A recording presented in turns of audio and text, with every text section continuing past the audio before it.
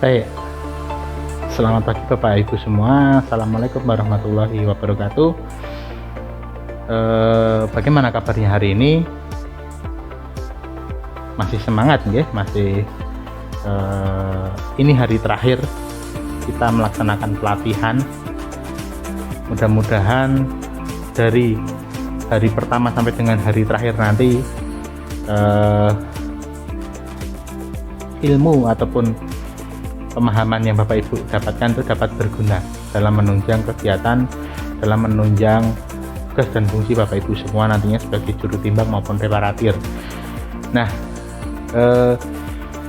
berhubung di hari terakhir ini, maka materi yang akan saya sampaikan juga timbangan yang banyak juga atau yang sering kita jumpai di lapangan. Nah, kalau bisa dilihat kira-kira gambar apa di belakang ini? Ya, betul. Ini adalah timbangan neraca. Kalau Bapak Ibu sering melihat ini di pasar, biasanya dipakai untuk transaksional di toko-toko emas atau di apotek, di mana timbangan ini memerlukan perhatian khusus dari kita. Kenapa? Ini timbangan kalau dia selisih sedikit saja, efeknya sangat tinggi. Misalkan Bapak Ibu beli emas selisih 0,1 gram aja sudah berapa puluh rupiah atau berapa puluh ribu rupiah yang nilainya tersebut tidak sesuai. Begitu juga dengan di apotek, saat dia selisih berapa miligram saja akan berdampak pada racikan obat yang tidak sesuai dan efeknya sangat berbahaya. Maka dari itu di hari terakhir ini nanti kita lihat bagaimana cara pengujian dan juga perbaikan dari neraca tersebut. Siap nih? Oke? Ya. Baik, kita lanjutkan. Kalau tadi saya sudah mengenalkan itu neraca, nah ini adalah bagian dari neraca. Pada prinsipnya tidak sulit.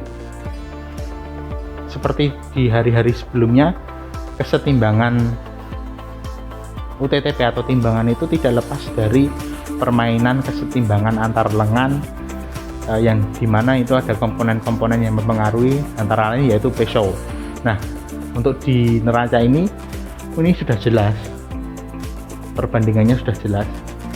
Di sini ada tengahnya, di sini ada lengan kanan, lengan kirinya kalau kita ibaratkan, maka kesetimbangannya itu dapat dicapai antara lengan kanan dan lengan kiri apabila jarak-jaraknya itu sama, kemudian beban yang turun ke bawah juga sama. Nah, kalau dia selisih berarti ada salah satu yang melenceng dari sini Bapak Ibu, entah itu di bagian sini atau bagian sini. Nah, itu nanti tugas kita, tugas Bapak-Bapak semua, bagaimana cara memperbaiki neraca tersebut supaya kembali pada posisi atau pada penunjukan yang akurat. Setelah kita tahu prinsip kerja dari neraca, lalu kita bongkar neraca tersebut karena penunjukannya atau pengujiannya dia keluar atau tidak bagus. Nah, ini yang harus diperhatikan antara lain ini. Di neraca itu ada 3 peso kanan, peso kiri atau peso 1, peso 2 dan juga peso tengah.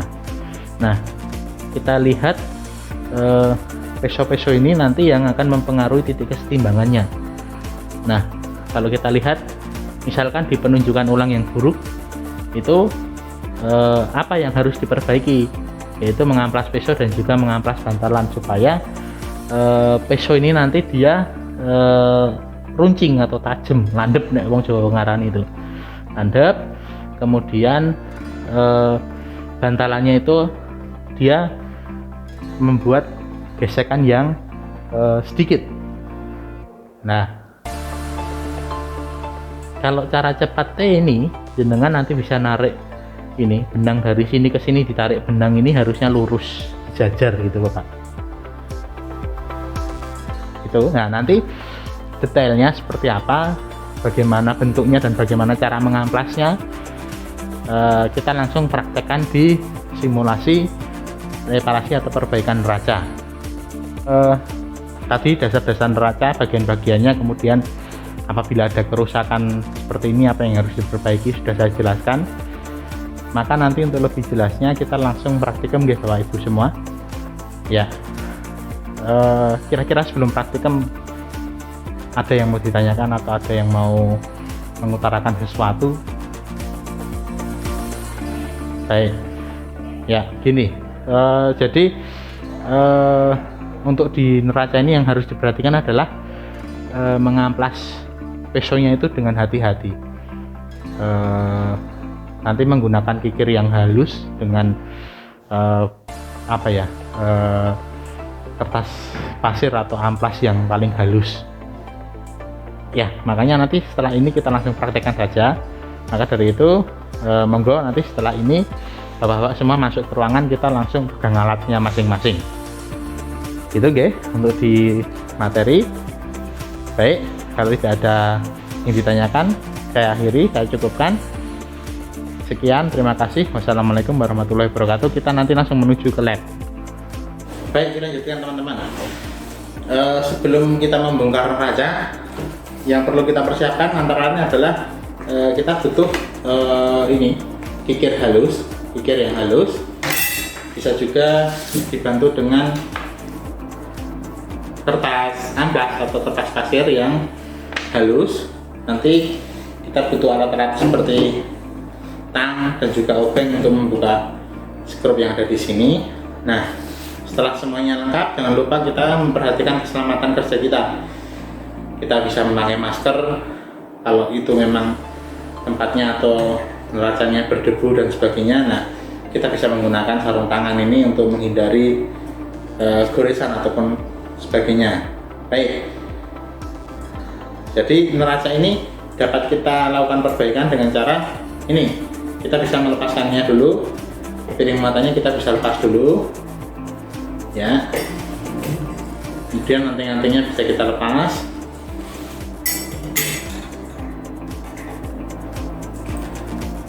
ya.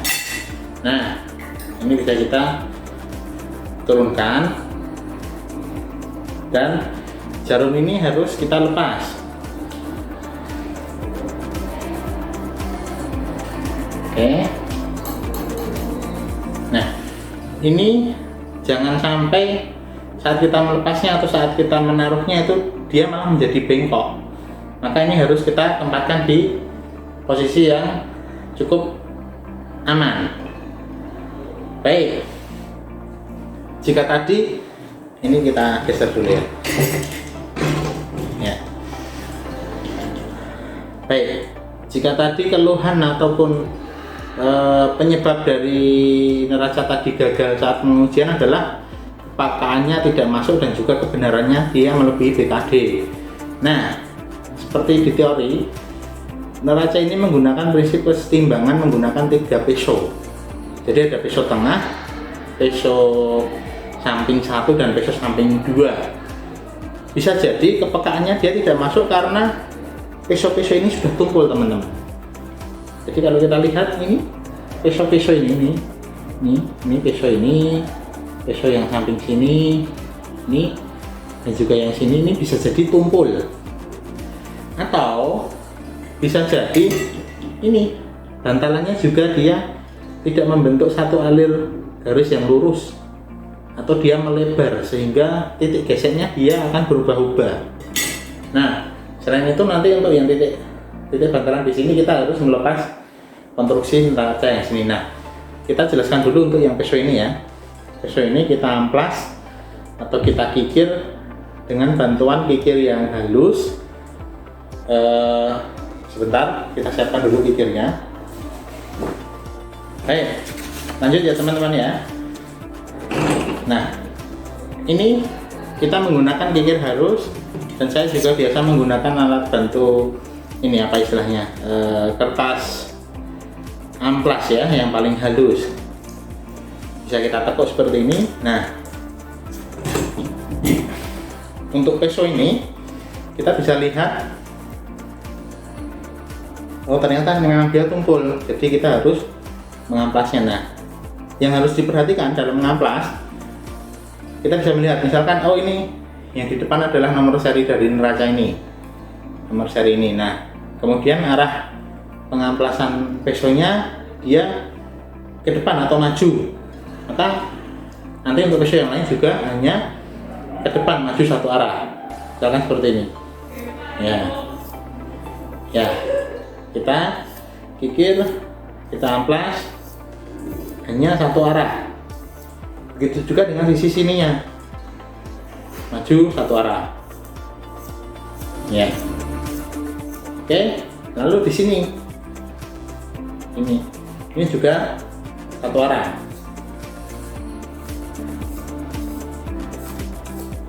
Sisi yang dalam juga satu arah. Nah, jika dirasa sudah cukup, bisa kita lihat. Oh, cukup. Oke. Untuk yang tengah, perhatikan yang tengah. Yang tengah, ini ada sisi sini dan juga sisi sini. Nah, untuk yang sisi sini misalkan ini ke depan, ini juga harus ke depan. Ini ke depan. Yang di sini juga harus ke depan. Artinya kita ke bawah.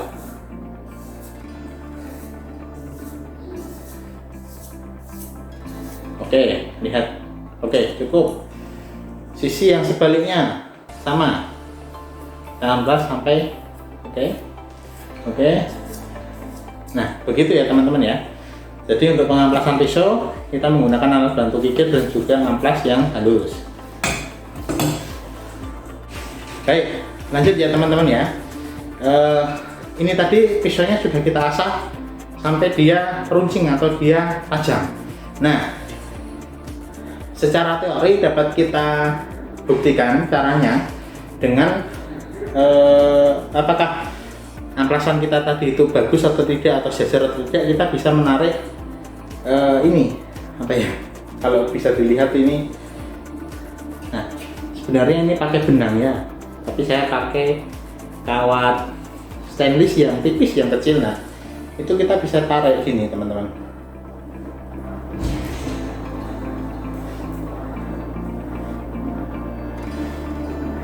Nah, kita bisa tarik, ya kelihatan ya. Nah, kita bisa tarik jarak antar ujung pisau ini, kita tarik dengan kawat itu, dia harus lurus atau sejajar. Nah, maka kalau sudah seperti itu, amplasan kita sudah bagus. Tinggal nanti kita melihat untuk yang pisau yang atau bantalan pisau yang ada di neraca sini. Kita lanjut. Kalau tadi pisaunya sudah tajam, sekarang kita lihat untuk bantalannya ini teman-teman. Ini ya, bantalan ini harus kita lihat di dalamnya apakah alur dari bantalan ini itu menunjukkan satu garis lurus atau dia luas. Nah, kalau dia luas kita butuh amplas lagi di bagian dalamnya supaya dia membentuk garis lurus. Biar dia V. Jadi semakin dia kalau kita bilang, kalau orang Jawa bilang itu kalemnya itu semakin dia V, ini dia akan semakin bagus karena titik tumpunya dia akan selalu di situ. Nah, ini dalamnya kita amplas atau kikir, pelan-pelan saja, nggak apa-apa ya. Terus supaya ini alurnya dia satu garis. Lalu untuk yang pisau ini teman-teman, bantalan pisau yang tengah ini bisa kita amplas juga, tapi dengan cara kita melepaskan dulu ini batang kait tengahnya, ini kita lepas.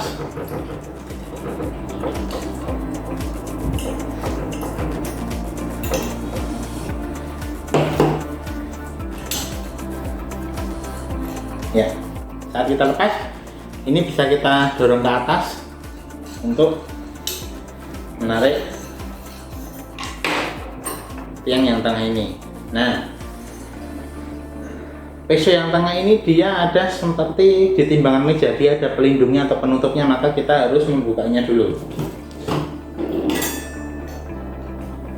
Ada bautnya, nah kita kendorkan saja. Ya, kalau sudah terbuka seperti ini ya, kelihatan ya teman-teman ya. Ya, ini pisau yang tadi yang Ini bantalan peso yang tengah ini. Nah, kalau tadi saya menjelaskan berupa huruf V ya, ini nih. Ini bentuknya seperti ini. Ya, ini. Nih, tengah ini harus membuat alur yang lurus, huruf V yang lurus. Nah, itu biasanya kita pakai alat bantu kikir ini, atau kita pakai alat bantu amplas ini, atau kalau kikirnya ada yang segitiga, nah kita pakai kikir yang segitiga seperti ini.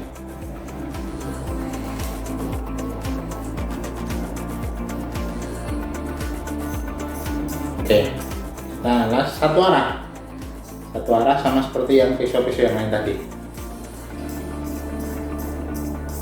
Oke, seperti itu sampai alurnya membentuk garis lurus, teman-teman.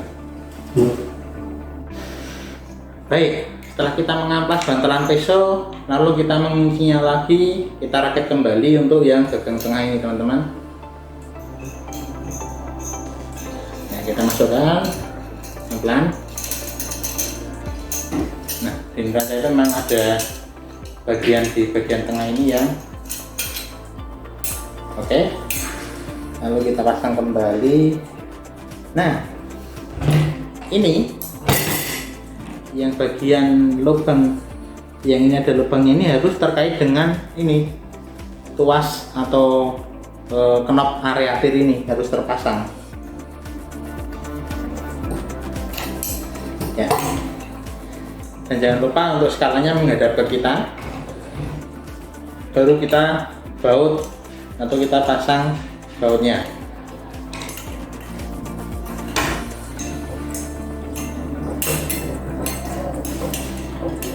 Nanti setelah ini kita rakit, baru kita uji apakah tindakan reparasi kita berhasil atau tidak.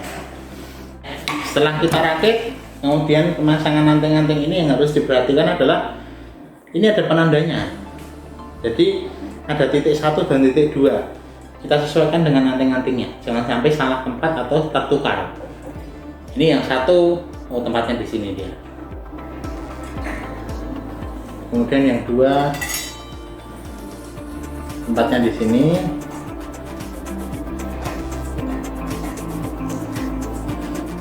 Begitu juga dengan yang ini, piring dan juga ini tuas penghubungnya ini tuh juga ada penandanya. Oh, ini ada titik 2-nya juga.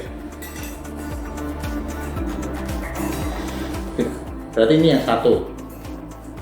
Oke. Jadi ini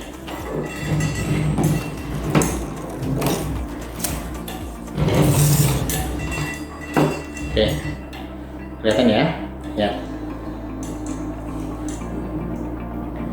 Ya, kalau sudah kita melakukan reparasi, kita akan menentukan apakah reparasi kita baik atau tidak, berhasil atau tidak, maka dilakukan pengujian. Nah, di dalam pengujian untuk yang neraca yang perlu diperhatikan ini, dia seperti ada pendulum. Kalau orang sipil ini untuk mengecek kedataran, sama di neraca juga untuk mengecek kedatarannya.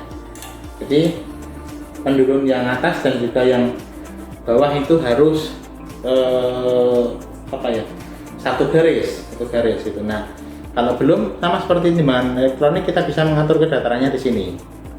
Baik, ini oke, ini bisa kita katakan sudah sejajar. Nah, kemudian untuk pengecekannya kita nanti bersama penerang kita uji dengan anak timbangan standar yang ada. Nah, oke, misalkan ini kapasitasnya maksimum 500, baik, kita kasih anak timbangan standar yang sama di masing-masing muatan, teman-teman. Nah, baru kita areatir. Nah, ini kita lihat bagaimana penunjukan skala atau penunjukan jarum terhadap skalanya ini. Nah, oke, kita persingkat atau kita kasih contoh. Seandainya, nah, kalau jarum skalanya ada di tengah, bisa dikatakan perbaikan tadi bagus. Tapi mungkin ada contoh ini, setelah dilakukan perbaikan, kok ini masih tetap berat yang kanan. Nah, masih berat yang kanan seperti ini. Nah, maka dapat kita lakukan perbaikan dengan cara kita mengikir juga atau mengurangi massa yang ada di sini. Nah, kalau di modul itu bisa di bagian bawah sini atau di sini, silahkan. Tapi kalau saya, kalau di sini nanti resikonya saat ini sering kita kurangi, maka baut untuk areatir untuk kesetimbangan awal atau nol ini nanti dia akan lama-lama habis. Begitu juga dengan yang sini. Nah, kalau saya akan mengurangi yang di bagian piringan sini, ini saya kurangi masanya. Nah, setelah kita kurangi, kita uji lagi apakah dia sudah timbang atau tidak. Jadi begitu rekan-rekan, prinsipnya sama.